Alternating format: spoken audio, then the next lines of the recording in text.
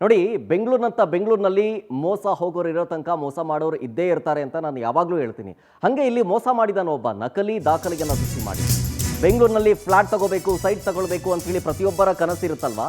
ಹಿಂಗೆ ಖರೀದಿಸೋ ಮುನ್ನ ಎಚ್ಚರದಿಂದಿರಿ. Real estate agent ನಾನು ಅಂತೇಳಿ ಬಿಲ್ಡಪ್ ಕೊಟ್ಬಿಟ್ಟು ಮೋಸ ಮಾಡಿದ್ದಾನೆ. ಫೇಕ್ ಡಾಕ್ಯುಮೆಂಟ್ಸ್ಗಳನ್ನು ಸೃಷ್ಟಿ ಮಾಡಿ ಕತೆ ಕಟ್ಟಿ ಕೋಟಿ ವಂಚನೆ ಮಾಡಿಬಿಟ್ಟಿದ್ದಾನೆ. ವಂಚಕ ಅನುರಾಗ್ ಅಂತ. ಈ ಅನುರಾಗ್ನ ಜೊತೆಗೆ ಬ್ಯಾಂಕ್ ಮ್ಯಾನೇಜರ್ ಕೂಡ ಭಾಗಿಯಾಗಿದ್ದಾನೆ ಅನ್ನೋ ಮಾಹಿತಿ ಸಿಗ್ತಾ ಇದೆ. ಫೇಕ್ ಸೈನ್ ಮಾಡಿ ಫ್ಲಾಟ್ ಮಾರಾಟ ಮಾಡಿ ಬ್ಯಾಂಕ್ನಲ್ಲಿ ಲೋನ್ ಬೇರೆ ಕೊಡ್ತಿದ್ದಾನೆ. ವಂಚಕ ಅನುರಾಗ್ ಮೋಸದಾಟಕ್ಕೆ ವೃದ್ಧ ದಂಪತಿ ಈಗ ಕಂಗಾಲಾಗಿದ್ದಾರೆ. ಇದೊಂದು ಫ್ಲಾಟ್ ದೋಖಾ ಬೆಂಗಳೂರಿನಲ್ಲಿ ಎಗ್ಗೆಲ್ಲದೆ ಸಾಕ್ತಾ ಇದೆ. ಹಾಗಾಗಿ ಬೆಂಗಳೂರಿನಲ್ಲಿ ಕಮ್ಮಿ ರೇಟ್ಗೋ ಅಥವಾ ಏನೋ ಒಂದು ಒಳ್ಳೆ ಜಾಗದಲ್ಲೋ ಫ್ಲಾಟ್ ಮಾರಾಟ ಆಗ್ತಾ ಇದೆ, ತಗೊಂಬಿಡೋಣ, ಅಥವಾ ಸೈಟ್ ಇದೆ ತಗೊಂಬಿಡೋಣ ಅಂಥೇಳಿ ಆತರಕ್ಕೆ ಬೀಳಬಾರದು. ಸ್ವಲ್ಪ ಕೂಲಂಕುಷವಾಗಿ ಪರಿಶೀಲನೆ ಮಾಡಬೇಕು. ಸೊ ಹಾಗಾಗಿ ಇದಕ್ಕೆ ದೋಖಾ ಆಗಬಾರ್ದು ಅಂತಂದರೆ ನಾವೇನು ಮಾಡಬೇಕು ಅಂತಂತಂದರೆ, ನಾವು ಒಪಿನಿಯನ್ಗಳನ್ನು ತಗೋಬೇಕು, ಸೆಕೆಂಡ್ ಒಪಿನಿಯನ್ಗಳನ್ನು ತಗೊಳ್ಬೇಕು, ಜೊತೆಗೆ ಡಾಕ್ಯುಮೆಂಟ್ಸ್ಗಳನ್ನು ಕೂಲಂಕುಷವಾಗಿ ಪರಿಶೀಲನೆ ಮಾಡಬೇಕು. ಈತ ಏನು ಮಾಡಿದ್ದಾನೆ ಅಂತಂದರೆ, ವೃದ್ಧೆಗೆ ಗೊತ್ತಾಗದಂಗೆ ಸಹಿ ಮಾಡಿಸ್ಕೊಂಡ್ಬಿಟ್ಟಿದ್ದಾನೆ ಅನುರಾಗ್ ಅನ್ನೋನು. ಬೆಂಗಳೂರಿನ RT ನಗರದ KB ಸಂದ್ರದಲ್ಲಿ ವಂಚನೆ ಆಗಿರೋದು. 2 ಫ್ಲಾಟ್ ಇತ್ತು, ಆ 2 ಫ್ಲಾಟನ್ನು ಮಾರಾಟ ಮಾಡಿಸ್ಕೊಡ್ತೀನಿ ಅಂತ ನಂಬಿಸ್ತಾನೆ. ಯಾರನ್ನ? ವೃದ್ಧೆ ಮೇರಿ ಹೆರಿಟಾ ಅನ್ನೋರನ್ನ. ಅವ್ರ ಕಡೆಯಿಂದ ಸೈನ್ ಮಾಡಿಸ್ಕೊಂಡು ದಾಖಲೆಗಳನ್ನು ಪಡ್ಕೊಂಡಿರ್ತಾನೆ. 2 ಫ್ಲಾಟ್ಗಳಿಗೆ ವೃದ್ಧೆಯಿಂದ ದಾಖಲೆಯನ್ನು ಪಡ್ಕೊಂಡಿರ್ತಾನೆ. ಆಧಾರ್ ಕಾರ್ಡು, ಪಾನ್ ಕಾರ್ಡ್ಗಳನ್ನು ಪಡ್ಕೊಂಡಿರ್ತಾನೆ ಅನುರಾಗ್.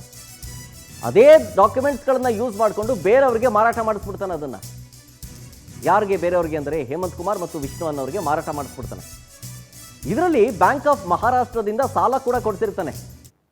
ನಕಲಿ ಡಾಕ್ಯುಮೆಂಟ್ಸ್ಗಳನ್ನು ಕೊಟ್ಟು ಬ್ಯಾಂಕಿನಿಂದ ಸಾಲ ಕೂಡ ಕೊಡ್ತಿರ್ತಾನೆ. ನಕಲಿ ಡಾಕ್ಯುಮೆಂಟ್ಸ್ ಅಂತಂದರೆ ಹೆಂಗೆ ಬ್ಯಾಂಕ್ನವರು ಕೊಡೋಕ್ಕಾಗಲ್ವಲ್ಲ, ಅವ್ರಿಗೆ ಗೊತ್ತಾಗ್ಬಿಡುತ್ತಲ್ಲ ಅಂತ ಅನ್ಬೋದು. ಇಲ್ಲಿ ಅವರೂ ಕೂಡ ಭಾಗಿಯಾಗಿದ್ದಾರೆ, ಬ್ಯಾಂಕ್ನ ಸಿಬ್ಬಂದಿ ಅನ್ನೋದು ಕೂಡ ಮೇಲ್ನೋಟಕ್ಕೆ ಆರೋಪಗಳು ಕೇಳಿ ಬರ್ತಾ ಇದೆ. ಆಮೇಲೆ ಈ ವೃದ್ಧೆ ಮಾತ್ರ ಅಲ್ಲ, ಹಲವರಿಗೆ ಮೋಸ ಮಾಡಿರುವಂಥ ಶಂಕೆ ವ್ಯಕ್ತವಾಗ್ತಾ ಇದೆ.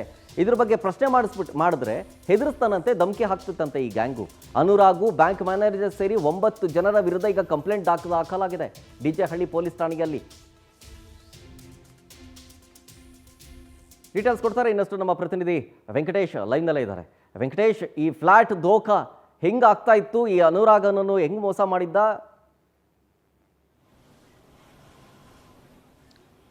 ಶರತ್, ಈ ಅನುರಾಗ್ ಅನ್ನಂತಹ ವ್ಯಕ್ತಿ ತಾನೊಬ್ಬ ರಿಯಲ್ ಎಸ್ಟೇಟ್ ಏಜೆಂಟ್ ಅಂತ ಹೇಳಿಕೊಂಡು ಸ್ಥಳೀಯ ನಿವಾಸಿಗಳಿಗೆ ಒಂದು ಪರಿಚಯವನ್ನು ಮಾಡ್ಕೊಂಡಿರ್ತಾನೆ. ಅದರಂತೆ ಕೂಡ ಒಂದು KB ಸಂದ್ರದಲ್ಲಿರುವಂಥ ಅಪಾರ್ಟ್ಮೆಂಟ್ ಫ್ಲಾಟ್ನಲ್ಲಿ 2 ಫ್ಲಾಟ್ಗಳನ್ನು ಹೊಂದಿರುವಂತಹ ಒಬ್ಬ ವೃದ್ಧೆ ಏನಿರ್ತಾರೆ, ಇವರು ಈತನಿಗೆ ಪರಿಚಯ ಆಗಿರ್ತಾರೆ. ಆ ಸಂದರ್ಭದಲ್ಲಿ ಈ ಫ್ಲಾಟ್ಗಳನ್ನು ಒಳ್ಳೆ ರೇಟ್ಗೆ ನಾನು ನಿಮಗೆ ಸೇಲ್ ಮಾಡಿಕೊಡ್ತೀನಿ ಅಂತ ಕೂಡ ಹೇಳ್ತಾನೆ. ಅದರಂತೆ ಕೂಡ ಅವರ ಬಳಿ ಇದ್ದಂತಹ ಆಧಾರ್ ಕಾರ್ಡ್, ಪ್ಯಾನ್ ಕಾರ್ಡ್ ಸೇರಿದಂತೆ ಕೆಲವೊಂದು ದಾಖಲೆ ಪತ್ರಗಳನ್ನೆಲ್ಲವನ್ನು ಕೂಡ ತೆಗೆದುಕೊಳ್ತಾನೆ. ಅದನ್ನೆಲ್ಲವನ್ನು ಕೂಡ ತನ್ನ ಒಂದು ಜೈಸೂರ್ಯ ಅನ್ನುವಂತಹ ಒಂದು ವ್ಯಕ್ತಿ ಏನಿರ್ತಾನೆ ಆತನ ಮುಖಾಂತರವಾಗಿ ಎಲ್ಲವನ್ನು ಕೂಡ ಜೆರಾಕ್ಸ್ ಮಾಡಿಸಿ ಒಂದು ಸೆಟ್ಟನ್ನು ಕೂಡ ಇಟ್ಕೊಂಡಿರ್ತಾನೆ. ಹಾಗೆ ಇದಕ್ಕೆ ಸಂಬಂಧಪಟ್ಟಂತೆ ಖಾತೆಗೆ ಸಂಬಂಧಪಟ್ಟಂತೆ ಕೆಲವು ವಿಚಾರಗಳು ಅಂದರೆ ಬದಲಾಗಬೇಕಾಗಿದೆ, OTP ಹೇಳಿ ಅಂತ ಹೇಳುವಂಥ ಕೆಲಸವನ್ನು ಕೂಡ ಈತ ಮಾಡ್ತಾನೆ. ಅದರಂತೆ ವೃದ್ಧ ಈತನನ್ನು ನಂಬಿ ಕೆಲವು OTPಗಳನ್ನು ಕೂಡ ಹೇಳಿರ್ತಾರೆ. ಸೊ ಈ ಎಲ್ಲವನ್ನು ನೋಡಿಕೊಂಡು ಆತ ನಕಲಿ ಸಹಿಗಳನ್ನು ಮಾಡ್ತಾನೆ. ಈ ಆಕೆ ಏನು ಒಂದು ವೃದ್ಧೆ ಇರ್ತಾರೆ, ಅವರ ಒಂದು ಸಹಿಯನ್ನು ನಕಲು ಮಾಡಿಕೊಂಡು ಸೊ ಈ ಒಂದು ದಾಖಲೆ ಪತ್ರಗಳನ್ನು ಇಟ್ಕೊಂಡು ತನ್ನ ಹೆಸರಿಗೆ ಈ ಜಮೀನನ್ನು ಅಂದರೆ ಈ ಫ್ಲಾಟ್ಗಳನ್ನು ಬೇರೆ ಈ ಹೇಮಂತ್ ಅನ್ನುವಂಥ ಹೆಸರಿಗೆ ಮಾಡಿಸಿರ್ತಾನೆ. ಅದರ ಮುಖಾಂತರವಾಗಿ ಬೇರೆ ಒಂದು ವ್ಯಕ್ತಿಗಳು ಬರ್ತಾರೆ. ಅಂದರೆ ಅವರಿಗೆ ಈ ಒಂದು ಫ್ಲಾಟ್ ಇವರೇ ಓನರ್ಗಳಂತ ಹೇಳಿ ಅವರಿಗೆ ಗೊತ್ತಿಲ್ಲದಂತೆ, ಮೂಲ ಓನರ್ಗೆ ಗೊತ್ತಿಲ್ಲದಂತೆ ಈತ ಸೇಲ್ ಮಾಡಿಕೊಟ್ಟಿರ್ತಾನೆ. ಅದಕ್ಕೆ ಅಮೌಂಟನ್ನು ಕೂಡ ತೆಗೆದುಕೊಂಡಿರ್ತಾನೆ. ಸೊ ಇವರಿಗೂ ಕೂಡ ಯಾವುದೇ ರೀತಿಯಾದಂಥ ಮಾಹಿತಿಗಳು ಕೂಡ ಬರಲ್ಲ. ಯಾಕಂತ ಹೇಳಿದ್ರೆ ಈಗಾಗಲೇ ಅವರ ಪ್ಯಾನ್ ಕಾರ್ಡ್, ಆಧಾರ್ ಕಾರ್ಡ್ ಎಲ್ಲವನ್ನು ಕೂಡ ಕೊಟ್ಟಿರ್ತಾರೆ. ಸೊ ಆ ಸಂದರ್ಭದಲ್ಲಿ ಇವರು ಈ ಗಂಗಾನಗರ ಮತ್ತು ಆ ಕಡೆ ಇರುವಂತಹ ಒಂದು ಬ್ಯಾಟರಾಯನ್ಪುರದ ಸಬ್ ರಿಜಿಸ್ಟರ್ ಆಫೀಸ್ಗೆ ತೆರಳಿ ಸೊ ಅಲ್ಲಿ ಕೂಡ ನಕಲಿ ಸಹಿಯನ್ನು ಮಾಡಿಕೊಂಡು ಇವರು ಆ ರಿಜಿಸ್ಟರ್ಗಳೆಲ್ಲವನ್ನು ಮಾಡಿರ್ತಾರೆ. ಈ ಒಂದು ಫ್ಲಾಟ್ಗಳ ಮೇಲೆ ಕೂಡ ಬ್ಯಾಂಕ್ ಆಫ್ ಮಹಾರಾಷ್ಟ್ರ ಮತ್ತು ಅರ್ಜುನ್ ಕೋಆಪರೇಟಿವ್ ಸೊಸೈಟಿ ಬ್ಯಾಂಕ್ ಏನಿದೆ ಅಲ್ಲಿ ಹೋಗಿ ಕೂಡ ಲಕ್ಷಾಂತರ ರೂಪಾಯಿ ಹಣವನ್ನು ಕೂಡ ಲೋನ್ ರೂಪದಲ್ಲಿ ತೆಗೆದುಕೊಂಡಿರ್ತಾರೆ.